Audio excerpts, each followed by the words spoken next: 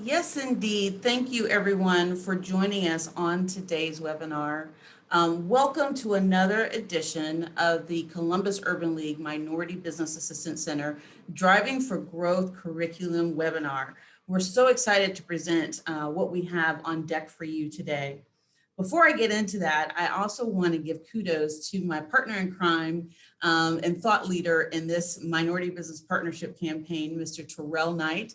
He and I sat down one afternoon and just kind of brainstormed what we wanted to have come out of the Minority Business Partnership. So this is an exciting education series. We're also working on a mentoring group, so there will be much more to come in regards to the programming and opportunities that we're bringing to you under the Minority Business Partnership brand. Partnering Columbus Urban League MBAC with PTAC. I know there's a lot of letters, it's like alphabet soup, but just wanted to make sure that we gave a shout out to our PTAC partners. Terrell, say hello to our audience today. Good morning, everyone. Thank you so much, Minority Business Assistance Center, for having and partnering with me. And good morning to everyone that is participating today. Glad to have you all and glad to be able to be here. Thank you so much.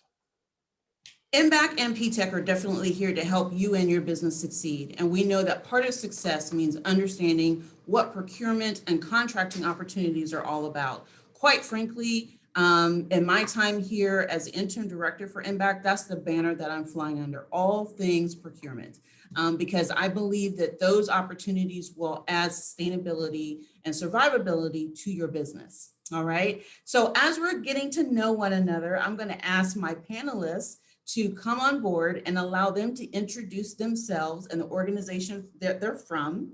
We have a nice mixed group between public sector and private sector. So I'm gonna let them talk about who they are, where they come from. And then one new question, it's a trick question, guys, to keep you on your toes this morning, is I would like for you to share one reason why a diverse supplier base is important to your organization. Good morning. Go ahead and take it away. Yep, there you go. I'm just going to jump in. Thank you. It's a pleasure to be here. Thank you all for having me today. I work for Franklin County Purchasing Department for the Franklin County Board of Commissioners. My name is Jennifer Fair-Maston. It's a position that I've held for the last 15 years. So I'm really happy to be here to talk with you all today and to talk about procurement. We're hopeful that we can get some information out there that will be helpful for all of your listeners and that we can help facilitate the process to help you get some contracts. So the answer to the question that you asked, Franklin County is very interested in working with small and emerging businesses. It is our desire to represent our diverse residency here in Franklin County, and that involves working with all kinds of partners. So it's really important that we reach out and work with small and emerging businesses as much as we can. Thank you. Kai, I'm going to ask you to go next. Hello, I'm Kai Peters. I work at The Ohio State University and the Wexner Medical Center. I am in the procurement office also. I focus on supplier diversity, but I also have sustainability, and I also manage a couple of commodities. One of the ones in particular is general contracting, along with waste hauling. So to answer the question, I would say that Ohio State is known for educating our youth and our young people, and we have a strong entrepreneur program. And so for us, bringing in diverse suppliers means that some of the students get to see these diverse suppliers firsthand working with Ohio State, and see that it's possible to build your business up and then be able to work with an organization the size of Ohio State. Thank you, Kai. I can't agree more. I'm writing a new paper and I put in front of representation matters, exposure matters first. We've got to be exposed to what those opportunities are. Then we can see ourselves doing that thing. So that's awesome. And next I'm going to go to Carrie. Carrie, please tell us who you are, where you're from, and answer my question. Hi, everyone. My name's Carrie Housedew. I am from L Brands. I am leading the non-merchandise procurement and business services team on the Bath and Body Works side of our business. I've been with the business for a little over 20 years, doing a variety of different things. One of the newer hats I've put on is getting more involved in our supplier diversity program. as we reassess and try to ramp up our efforts in that space. So very excited to connect with this organization as another opportunity for us to both hopefully support diverse suppliers in the community, but also learn from you so that we can improve the way we do business and the accessibility that we offer to business partners. And to answer the question, as we think about why do we want a diverse supply base, we have a very diverse associate and customer base, and we want to make sure that we're lining up our supply base to match that. Also, we do believe that the more diversity we have in business partners we work with, the more new ideas and innovation we can collectively generate. So, very excited about the opportunity to connect with another organization that helps us grow our efforts in that space. Wonderful. And I'm just going to piggyback on something that you said, and it lines up with some of the memes I've seen recently around diversity is don't shop where they won't hire you, right? So that's talking about that alignment between your customer base and what your supplier base happens to look like.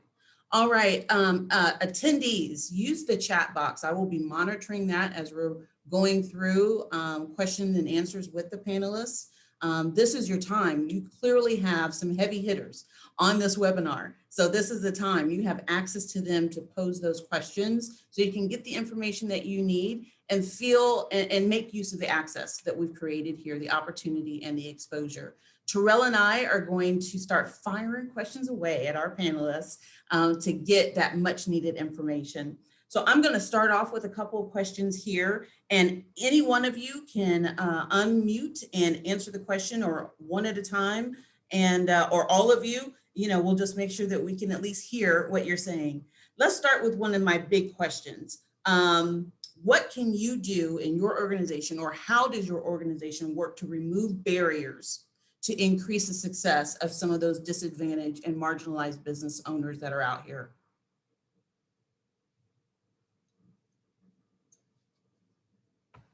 So I'll jump in and start, Jeaneen, and actually in the spirit of full transparency, one of the things we talked about internally as we participate in events like this is making sure that we tell people we have a lot of work to do in our organization as well. And that's one of the reasons we're excited to connect with organizations like this one is we're a large, complex operation. We have a lot of different elements of our business who may be involved in purchasing decisions, supplier selection, supplier management type activities. And one of the things we are trying to do is get our hands around, how can we best identify new potential supplier partnerships and connect them to the right people in the business. So again, I will say we have a lot of work to do on our side, but one of the things we do find helpful as suppliers reach out to us is make sure you have a really well put together, concise capabilities statement or document that you can share. Because your initial contact may be with me or someone else in the business who is not ultimately the person who understands the service you provide or is involved in those purchasing decisions. So making sure that we understand you and have something that we can communicate to other people in our organization about you, how we can get in touch with you, so that even if we can't answer your question right away, you don't get lost in the shuffle. And so that's, probably one of the first things is making sure that as you do that introduction, you're also giving us a leave behind so we can share that information with others. Yeah, I agree with the leave behind. It's really helpful because, like you said, a lot of times when people come in, they'll come in through me, but I may not be managing that particular category, right? So I have to connect you with someone else. And if I have something I can send to them, then they can kind of get an idea of where you stand, what you've got, especially if you have something unique. Then they can see that and see where it could be a good fit. And then I can make the connection. But it's hard to make the connection without some kind of document, especially now, right, when we're virtual across the board and we're not seeing each other face to face, it's a lot harder. So that leave behind is critical right now in this day and age when supplier visits aren't allowed very often, especially at the medical center. We aren't doing supplier visits, but even at the university level, we're trying to keep the college as few people on campus as possible right now. Gotcha. Gotcha. What about you, Jennifer? Yeah, I was going to echo the same that the other two panelists stated. A capability statement is always helpful. We do pass those along. The other thing that we really do a lot within our department is we communicate with the other coordinators. So we are always in constant communication with our management and with our coworkers, making sure that we're trying to place those inquiries with where they belong immediately so that we can get them at least on the bid list. We do operate a little bit differently than the private sector in that we have bid lists. So we really try to keep our bid list current. And we also encourage everyone to visit our website to register as a vendor so that you're on our radar, so we can pull you and put you on those bid lists so that you'll receive personal notifications when the bid goes out for bid. Jennifer, you're like in advance of all of my really good questions, but would you please put that contact information for your bid list in the chat so that we capture that and don't lose that through the thread of the conversation. So I love the fact that you guys are talking about the capability statement and the leave behind.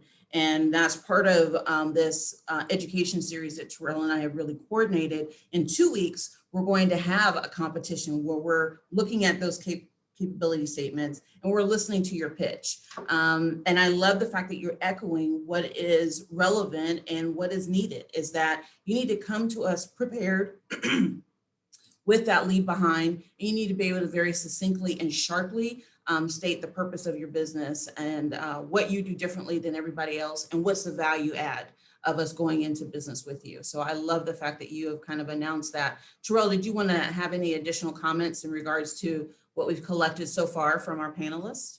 Well, no, not at the moment. Okay, awesome.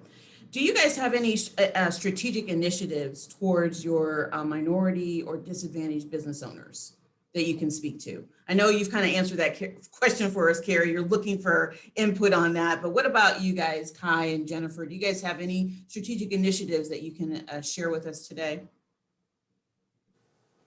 We're headed in that direction. So right now, our supplier diversity is focused on MBE and EDGE certified vendors. We have right now created our baseline for all the different categories. And going into our next fiscal year, we will have targets for each category. So for example, right, we might have a category like IT, right, or HR or marketing or facilities. And we've broken down each one of those categories and we've got targets in each one. The other thing we do have is we definitely have a tier 2 initiative in construction, right? Our prime vendors are required to spend of the project spend, at least 5% of that has to be EDGE spend. So that's out there and that's a requirement for our prime vendors. But for what I would call tier 1, we're just developing our goals and targets. Technically, right, we're trying to align with the state, so we'd like to hit that 15% mark, right? But we're getting there, right? This program is only 2 years old since I've been there, so it's a young program. It's still growing, and we're still kind of building what the infrastructure will look like from a target perspective.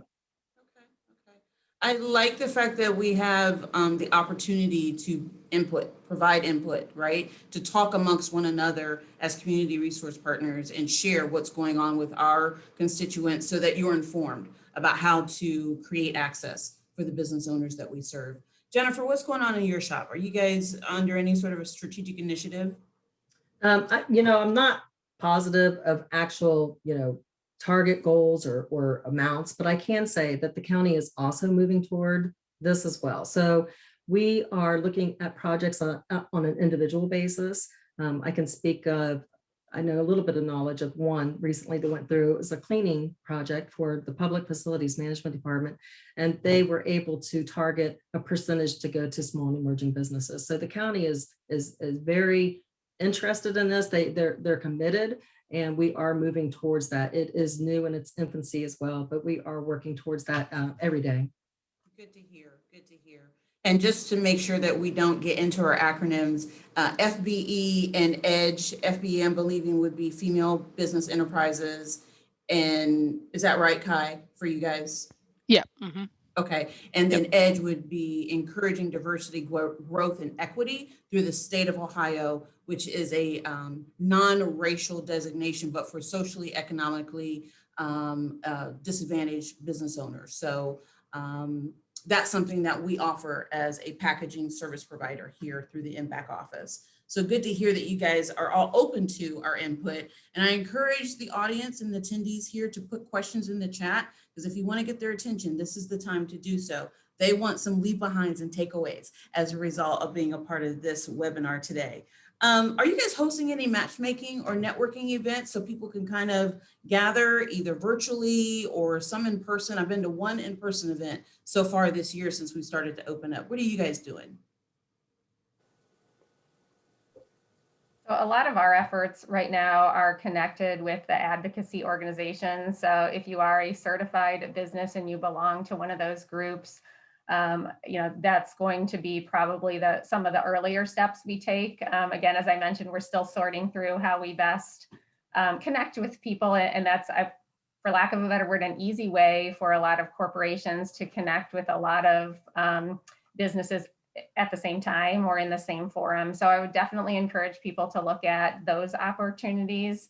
The other thing I know, Jeaneen, you mentioned looking towards some mentoring opportunities sponsored by your organization. That's something that we're really interested in as well, is understanding what businesses are out there that are interested in that mentoring opportunity, because if they're interested and want to make that investment of time, that's a good indication that it's a good investment of our time as well. So we're, again, very much in the infancy stages of that, but really looking for how can we connect people where we can understand where their business is at today, where they're trying to go, and is there an immediate opportunity we might be able to look at, or even if not, how can we help build capability that might unlock future opportunities going forward?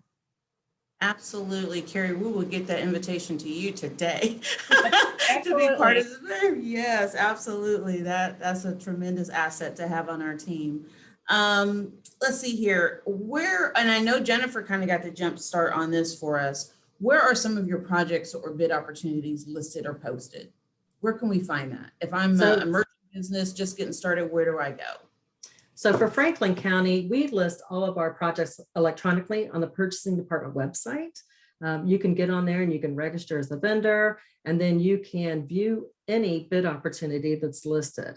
So we list all of our bid opportunities on there for the Franklin County Board of Commissioner governed agencies, as well as some other Franklin County agencies who may reach out to us from time to time, such as Children's Services or Child Support Enforcement Agency, whatnot. So we have some other agencies who utilize that website for theirs as well. But I always encourage everyone to register and then visit the website regularly. So you want to be visiting that website at least once a month or so to see if there's any new bid opportunities that may meet your company's capabilities. Good deal. We also use a technology-based we actually use two systems for bidding. For the university, we use Ariba, which I think a lot of people are familiar with. That's the system we use for university bids. And then if there is a medical center bid, we use a system called Jagger. And what I can do is I will happily give out my email address, and people just give me an email and I can send you the links for getting registered, so that there's actually a walkthrough like how to register in Ariba to make sure that you don't have any problems. But then we also have our Jagger system, and that has special links in order to get you registered. But same as Jennifer mentioned, check it every once in a while. For Ariba, it prompts and it'll send you if there's a bid that matches your category, but sometimes you might put in the wrong category and it doesn't quite catch. In those cases, I also keep a bid list, very similar to as Jennifer mentioned. And so if I see something that comes up that's in IT, and I know you're an IT company, I'll reach out and say, hey, this is out on Ariba, it's in Discovery, let me know if you can see it, and kind of walk you through the process until we can make sure that you have actually been able to submit a proposal. And we're not quite as consistent, I don't think, in how we bid at L Brands, but I did want to just echo something that Kai said about Ariba and purchasing technology in general. So we do use Ariba within our organization as well. And I would highly encourage all of the business participants on the call, if you're not familiar with some of those common purchasing tools, invest the time to learn a little bit about how they work, how you register, not only for bidding, but also for purchase orders and e-invoicing, because we'll be looking for a lot of our business partners to utilize that tool in various different ways. And I think that would be a great asset to come to the table with, is to already understand how to connect via those tools and leverage what they offer. That's really great. And you guys are giving me an idea for a future webinar and a tour on how to step through that, because the more information we can share, the better for our constituents. Let's talk a little bit about the qualities of a business that you're looking for that would take them from kind of the trash pile to the A pile for consideration. So let's just kind of get into the weeds on that a little bit. Qualities you're looking for. This is Jennifer. I'll just jump right in. So all of our projects are individualized, meaning that they all have their own set of specifications. And so the specifications are what drive the project. So each project will have its own specifications, and those are always geared, of course, towards the project, but also we try to keep them open enough to where they're not just exclusive to a few companies. Okay, so that's our responsibility and our role to make sure that the specifications are generalized in enough a way to where it opens up the door for a lot of people to submit a proposal or a bid. And sometimes the specifications may have, weird or specific criteria, such as you may need to be in business for a year. Some of the projects that I've worked on, they have a 3-year minimum business requirement. My advice would just be to really thoroughly review the entire bid packet, read through those specifications and the assorted documents that come with those. And that would give you all the information that you need, but we really try to make them all inclusive to where it opens up the door for lots of people to be able to bid. Okay, great. So I'm hearing, make sure you've done your homework. You've read the bid. Okay, sounds good. Anything else? What qualities are you looking for to go from the trash pile to the A pile?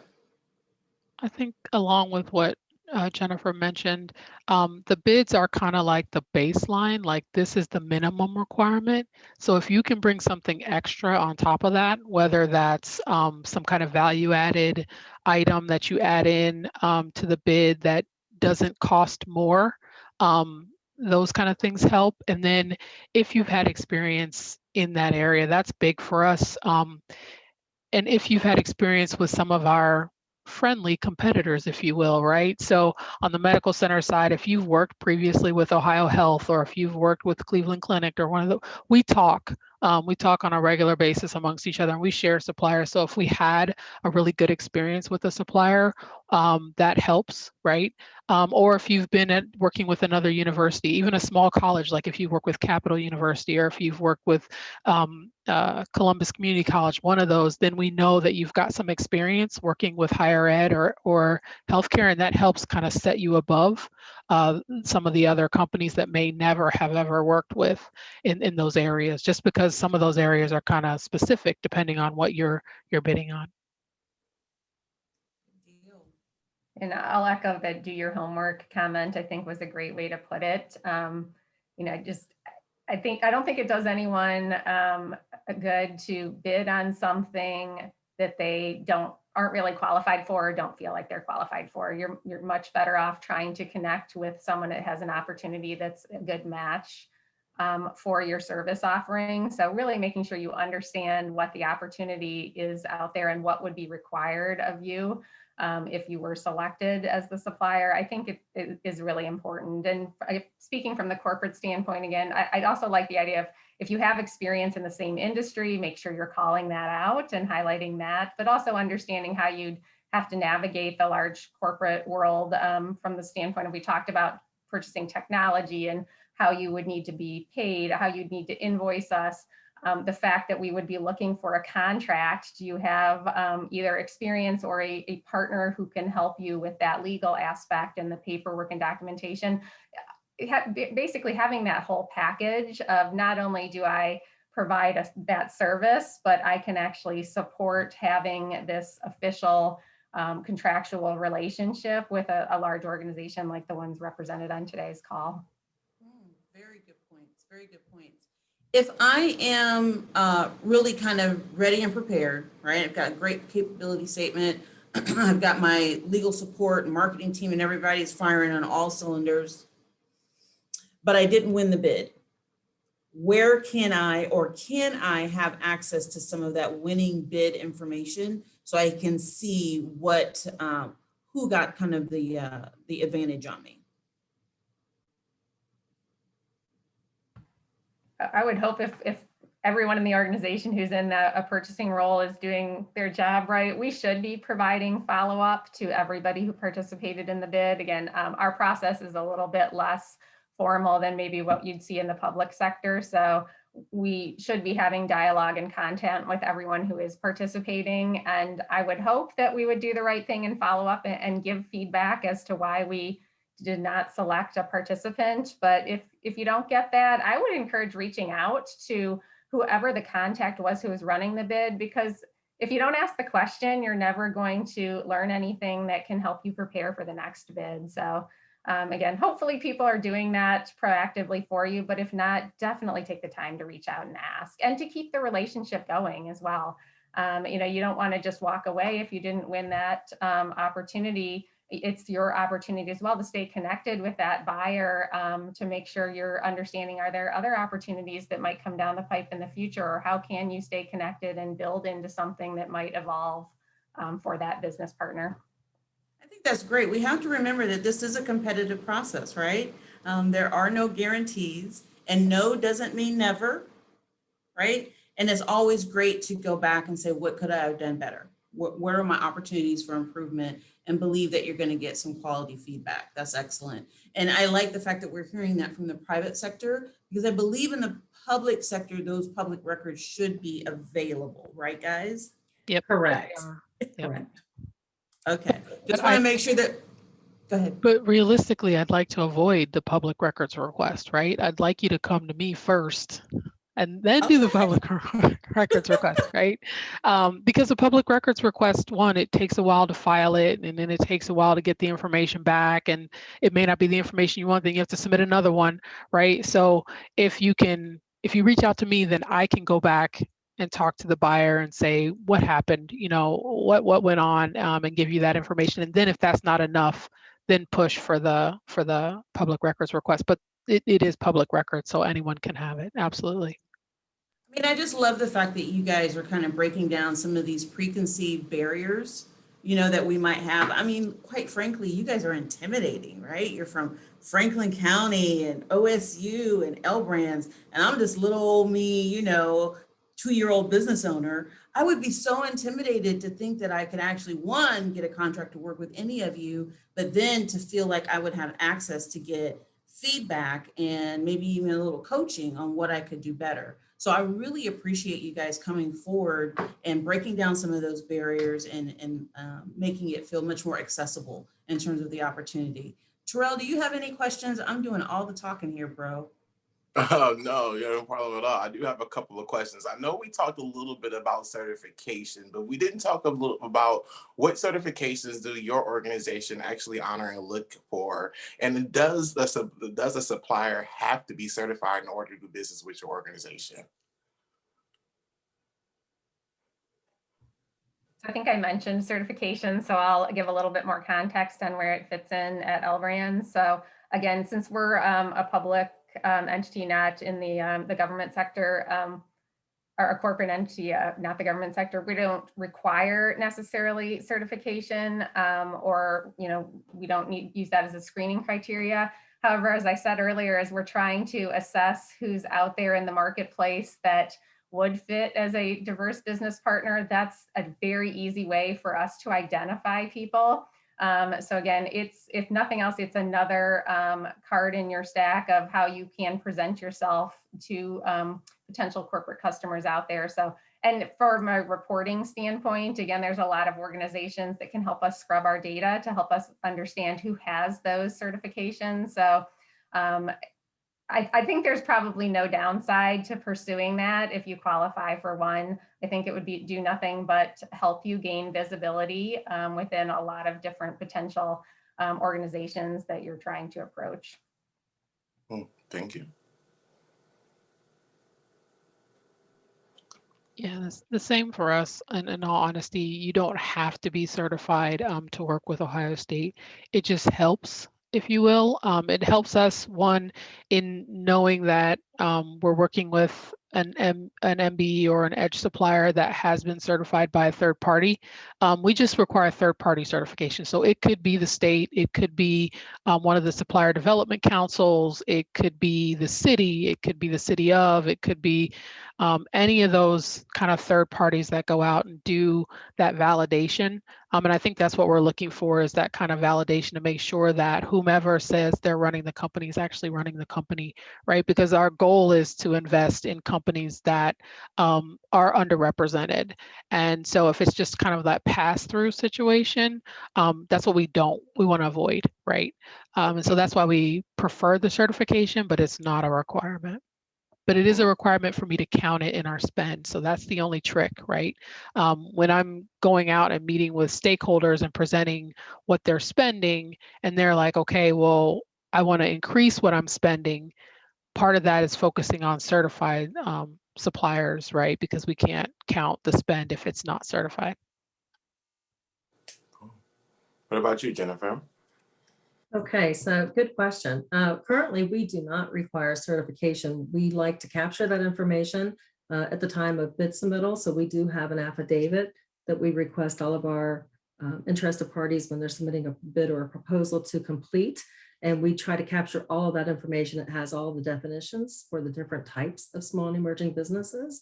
And then we do record that and we do present that during contract award and during approval by the Franklin County Board of Commissioners. But as far as actually requiring a copy of that certification for our files, we're not quite yet there.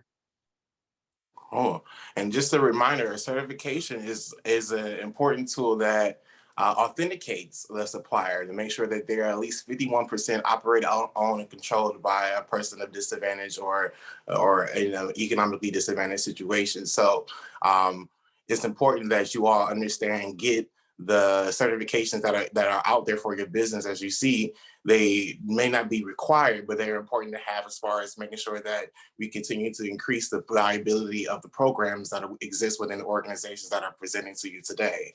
So when we talk a little bit about the viability and the challenges that organizations or businesses may face with, can we talk a little bit about the challenges that businesses may face with getting inside your specific organizations? What are some of the hurdles or impediments that you've seen that could be eliminated just by the businesses trying to do business with your organization?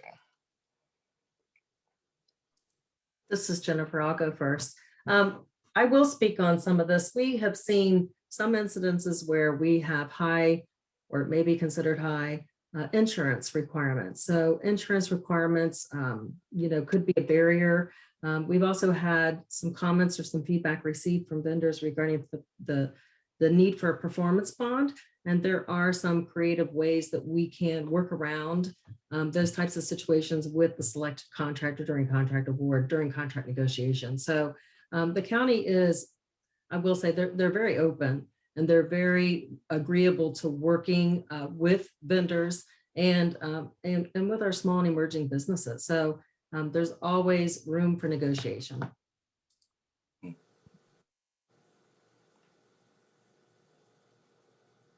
Any others?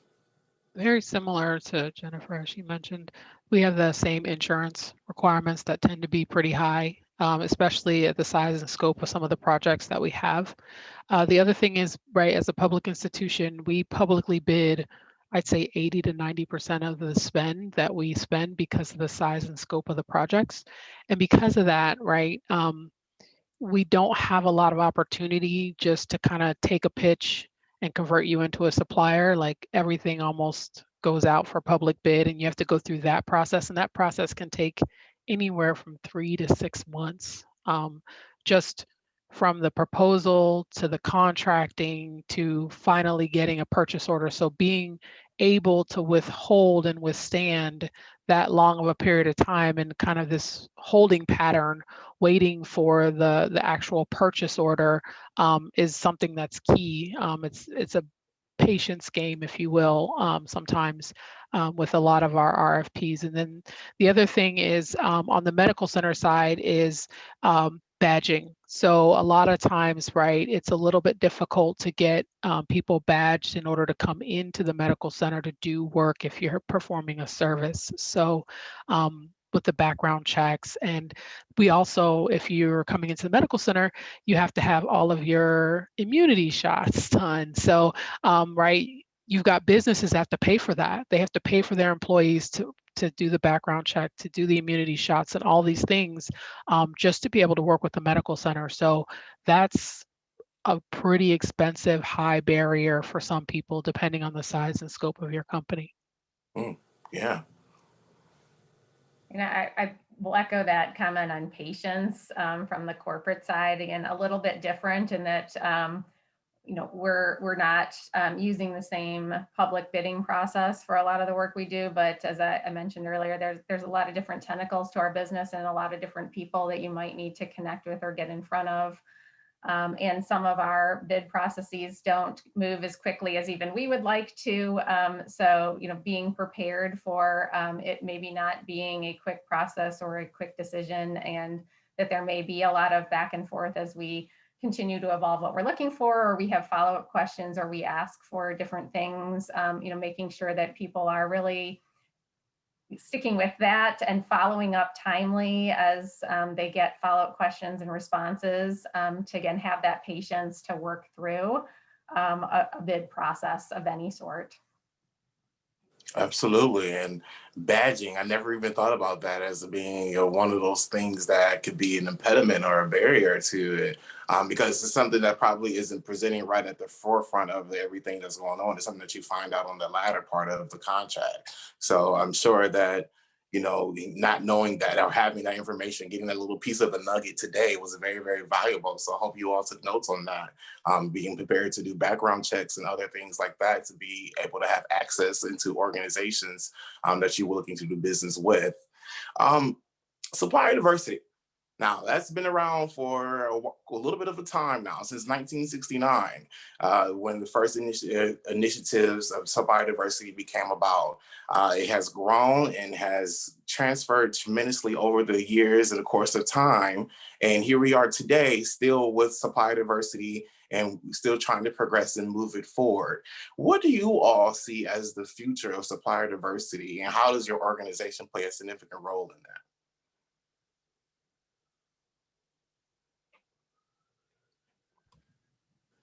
I'll say I'd love to hear what the other panelists have to say, because I think, as I mentioned, you know, we're probably at the stage at L Brands where, you know, we've had a program for some time as well, but I think we really want to understand, how do we best evolve that? You know, are we implementing best practices? Are we really approaching supplier diversity in a way that adds value both for our enterprise as well as the supplier community? I think there's a lot of exciting things going on, and we have a lot of ideas and a lot of internal support. I think one of the big challenges we're trying to understand is, how do we get more people in our organization to understand what supplier diversity is, particularly if they sit in a role where they may not consider themselves a buyer.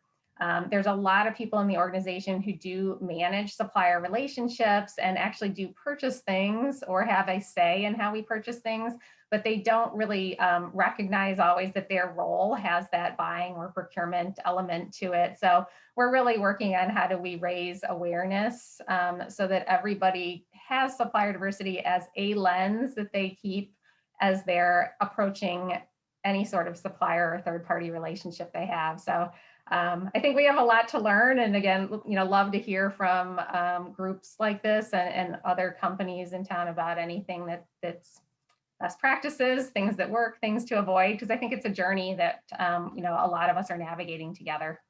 Absolutely.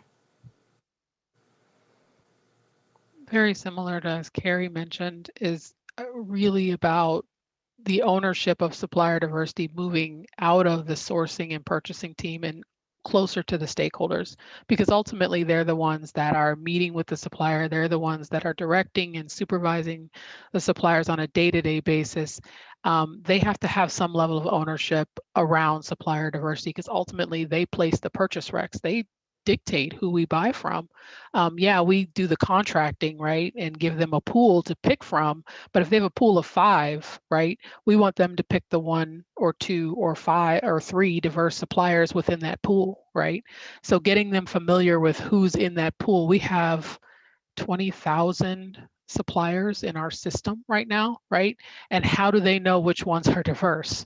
And that's what I've been going out and doing, is meeting with all of these various stakeholders and making sure they know where they're spending today and where their pockets of diversity are and where they can spend in the future. The other thing I think supplier diversity is headed towards a bit of a merger, if you will, with sustainability, right?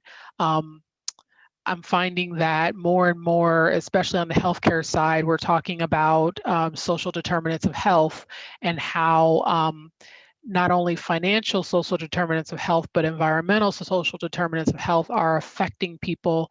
And so we're looking at where that intersection is between, the economics and the sustainability side, the environmental sustainability side of things, for social determinants of health. And so I think there's going to be a merger there. The trick is to make sure that one doesn't supersede the other.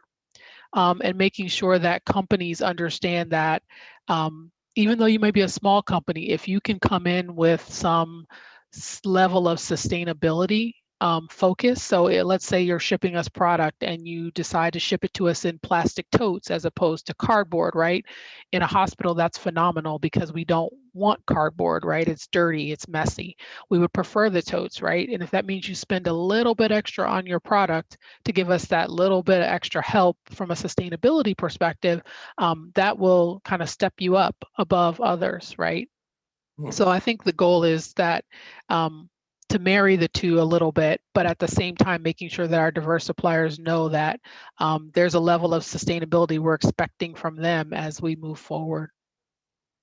Thank you. Speaking from as a representative for the county, I know that as coordinators, the coordinators have been tasked with maintaining bid lists that accurately count and track the number of small and emerging businesses on our bid list. We are always striving to add to those bid lists. As Kai mentioned, we really want to have as many people on that bid list as possible. My goal is to get as many bids and as proposals as possible for the agency so that they can find the right solution for them. So we are always adding to our bid list and constantly evolving this. Awesome. All right, so I'm going to turn the questions back over to my co-panelist here, Mrs. Jeaneen. Thank you. I was just trying to engage with our audience in the chat to see what type of businesses do we have that are listening in today. We've got a Custom Mover LLC that does piano and general moving services. So perhaps, our panelists can talk a little bit about something that might be relative to his business. There's a reward for talking to me in the chat. The other thing could be, what do you want to learn from this webinar? Just want to get that engagement from the audience. And Jennifer, you've got your hand up. Go ahead. Excited to see the moving company listed there. I'm taking down my hand there, sorry. We have a large, I wanted to plug in one of my projects. We have a large ITB coming up soon that I'm going to be the coordinator assigned for, and it's for cooperative home repair services. So this is basically, we're looking for a pool of qualified bidders that will go through the bid process. We're going to be releasing that bid in the next 2 to 3 weeks. And what we hope to glean from this ITB will be a qualified bidders list. And so after you become a qualified bidder following the bid process, following the instructions in the bid packet, we are going to then pull from that qualified bidders list. We will contact those bidders when we need services completed at a client's home. So these could be clients served by, it's mostly for the Franklin County Office on Aging, but it's also going to include Veteran Service Commission clients and potentially others. So we have moving services involved with that project. We have extermination services. It's going to also include some general home repairs, plumbing services, et cetera. So that's going to be a really a very big bid that I think a lot of your listeners would be interested in. And if you are, all you have to do is shoot me an email and I'll make sure that you're on that bid list and you'll receive a letter in the mail with all the details. We will also hold a pre-bid meeting to explain the project in full to you so that there's no concerns there. And then we'll also have a question and answer period. So we will allow you time to submit your questions, and then we will release all the Q's and A's on our website so that everyone has access to that. So that's how we operate that. That's a huge, huge bid. First time we've been putting that out for bid, and I'm really in need of a lot of vendors. So if you could please email me, I will be very happy to add you to my bid list. Awesome. Hey, Jennifer, I think maybe you and I need to put our heads together and figure out how to, do something programmatically to support that and get as many of our MBE clients involved in that as possible. And Terrell will be part of that as well. I'm dragging him with me everywhere I go. So that's awesome. Thank you. All right, we've got some people chatting with me. So we've got a staffing agency on deck here and another agency that's called Jupiter Enterprise, which is a food procurement group. So, hey, everybody eats, right? Let's talk about what some opportunities could be in the staffing realm or in food services for our business owners that are online today.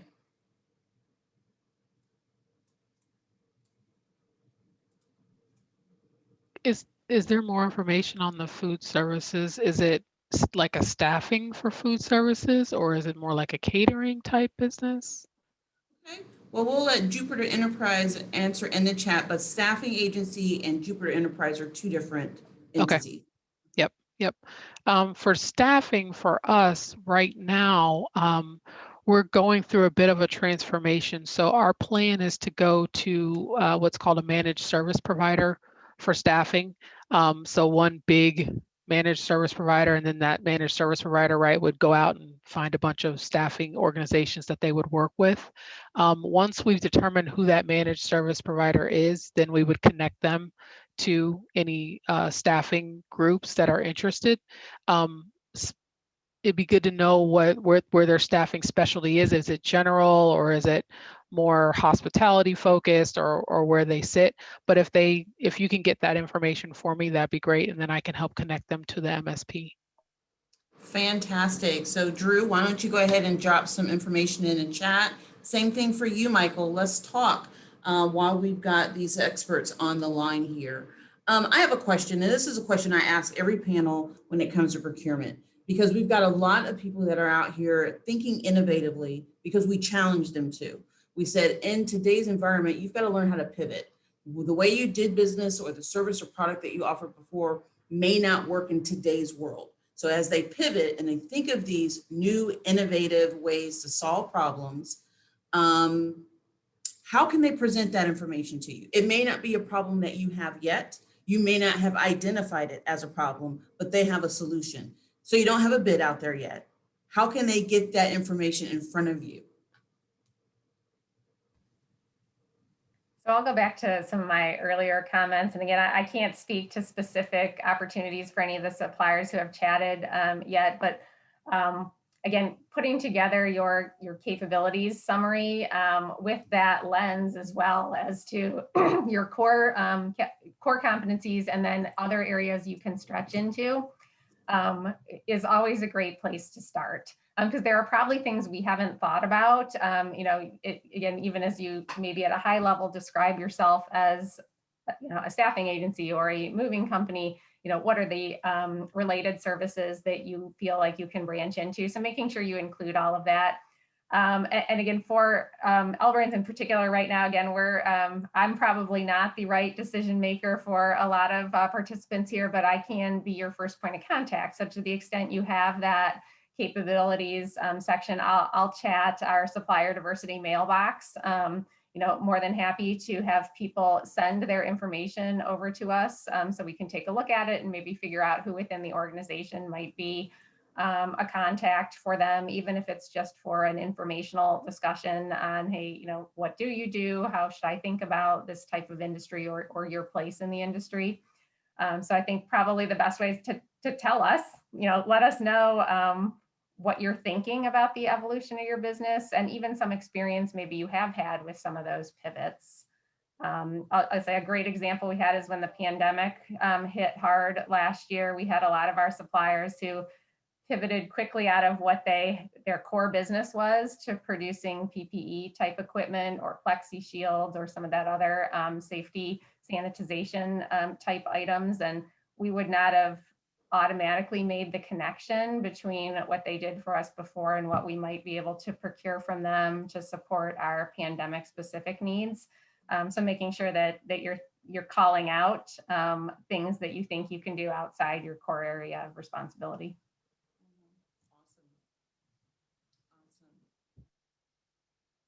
Yeah, very similar to Carrie, as she mentioned, that leave behind. Probably pitching to me is going to be your first start, and then I can figure out who in the organization is the right person to do a second pitch, if you will. When it's something that's unique and we don't have an RFP out for it. And in some cases, it's so unique, we don't have to RFP it. We do have waivers that are an option, right? If it's something we can't get anywhere else and it's something we need, we can work through that. But probably the first place to start is going to be sending that information over to me and then us having a conversation.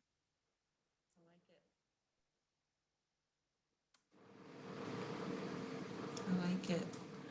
Okay, well, let's see here. In our chat, we have Drew, which was the person with the staffing company, does general warehouse, production associates like a forklift, cherry picking, hospitality, healthcare, RN, MDs, LPNs, phlebotomists, customer service, and call center agents. So very interesting mix there. And then we had questions. Oh, Michael in food services says we also sell utensils and paper goods. So I know that in government agencies, the big thing is they don't make anything. They buy everything that they need. And I think that's the same thing for you too, Carrie, right? So there may be an opportunity there. Oh, good comment, Jennifer. Very helpful for jail facilities. I like it. I like it. Yeah, we're getting into ways that people can really start to see themselves doing business with you all. That's awesome. Okay, and then we had a few questions around certification. So I think Terrell and I can kind of jump in on this and have that certification conversation. Yes, Minority Business Assistance Center can help with the certification packaging. It is a daunting process. If it was easy, guys, everybody would do it.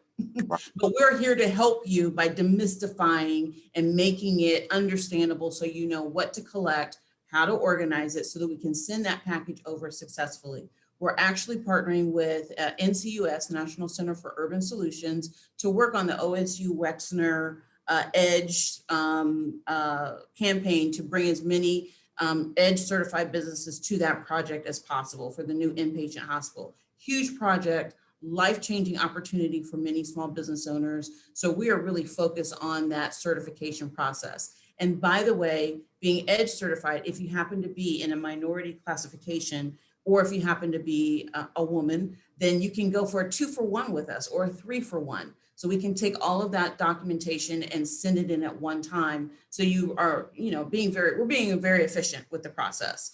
And then I'll let Terrell talk a little bit about what his certification capability is, and then we'll talk about how we can help you with your bid application. Terrell? Oh, absolutely. So our certification, what we do is we help businesses with their certification with the federal government and with the VA. So that is your veteran-owned certification verification that you need to get. Also, we help you with your SBA 8A program if you're looking to qualify for that, Hub Zone qualifications, and then your WOSB, Woman-Owned Small Business Entity Organization certification. We literally sit with you and walk you through the entire certification process to get you to be able to submit a successful packet for certification, because the goal is to do it one time and to get it done one time and then have to only revisit it when it's time to recertify. Of course, the recertification process is not as arduous task as the initial certification process, but it's still one that I believe is very good, could be very, very beneficial to your organization. Something that I've heard supplier diversity officials and professionals talk about a lot is, while the certification is important to have for your business, leading with your certification, saying, I'm certified, now what? Where's my opportunity? Kind of isn't the best way to make an approach. So when you're making your approach and you're making your pitch to supplier diversity professionals, leading with your certification should be not the thing that you do, but it should be an additive to your business and saying, oh, by the way, and I'm great at doing this, and this. And by the way, I'm also certified as a minority business certification. So having to understand that leading and with your certification and growing from your certification is not the answer to getting a contract. It's just an opportunity to make sure that you're qualifying for set asides that could be out there that could be very advantageous for your business. Good point. It is important. It can be challenging, but it's definitely worth the time and the effort. Now, when it comes to helping you with your bid packages, MBAC and PTAC are definitely here to assist you with reviewing and understanding that information. So I'm going to lead into what our next webinar is going to be, which on next Thursday at 11, we're talking about how do you read a bid, right? So we're going to take a sample bid and break down those components so that you know what to look for and how you should be prepared to respond. And I do believe that there's many documents, once you collect them, especially with your certification and starting to work on bids, they're going to be consistent. So once you have it organized in a certain manner, you're going to be much more prepared and really ready to go. What's the saying? They say, if you stay ready, you don't have to get ready.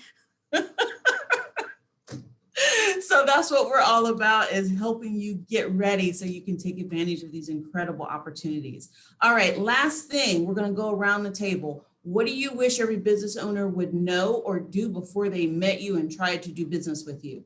Carrie, go. So again, hopefully I've said it a couple times. I think recognizing that if I'm the first person you meet from L Brands, I may not be the one who even understands your business or where you fit. So really, it's almost like know your elevator pitch, but I have something that I can then take back to my internal business partners as well, so that you're really making the most of that initial contact. Thank you.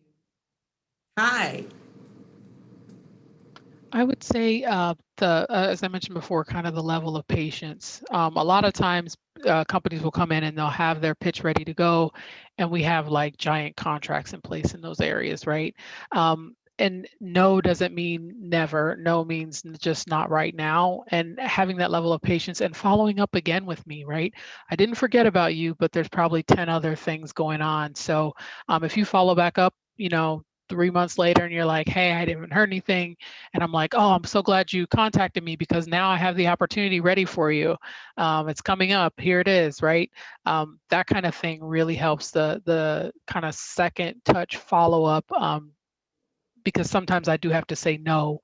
But again, it's more of a not right now, not a never. Awesome. Jennifer? I would answer that by saying that I am a little, how's the best describe? I'm a little, there's certain things that I cannot divulge. Like I can't actually sit down and show you how to fill out your bid packet, but I'm very accessible. I'm available by phone, by email. My goal is to help you, to help the county, because everything that helping you helps us. And so our goal is to, get as much interest in our projects as we can, get as many responses as we can, so that we can get contracts awarded in a timely fashion. So that is my goal. Always available. And if I don't have the answer, I'll get the answer for you. Terrell, what do you want everyone to know before they meet you about working with PTAC? Before you meet me, just make sure you're doing your due diligence and you're doing your homework. Know what organization you want to go and work with. Know what your goals are for your organization and your business. We can spend time doing some goal setting and all of that, but that's just time that we spend doing that, where you could have done it yourself. So I'm here to be as helpful to you as possible, but understand that government contracting is a mammoth. It's not something easy to acquire or to get. If it was, like Jeaneen said, everybody would do it. But it is a marathon and not a sprint. So a short distance run. So that patience that Kai mentioned, having your elevator pitch that Carrie talks about prepared and ready to go, your capability statement set and ready to be able to utilize in government contracting and corporate procurement contracting is going to set you apart and set you ahead, leaps and bounds far in contracting and when we're working together as individuals or organizations trying to figure out which is the best organization or agency to enter into. So just make sure you do your homework. You know, is one thing I hate when I get questions of now what, and here I am, and what does your organization do? I'm like, well, you came to me. Like, you know, so, you know, I'm here to help you, but, you know, just make sure you know what you're doing and what organizations you're signing up for to be a part of. Right. And for MBAC, I would say we're your local readiness partner. So we're going to meet you where you're at.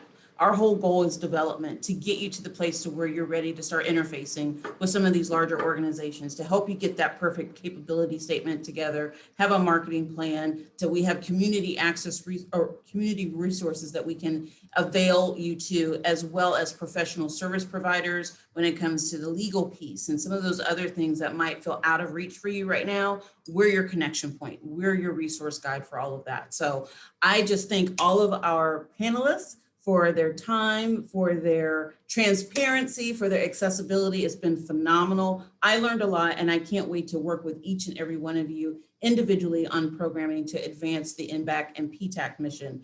Thank you, attendees. It's been another wonderful edition of the Driving for Growth curriculum, and I wish you all a very, very good afternoon.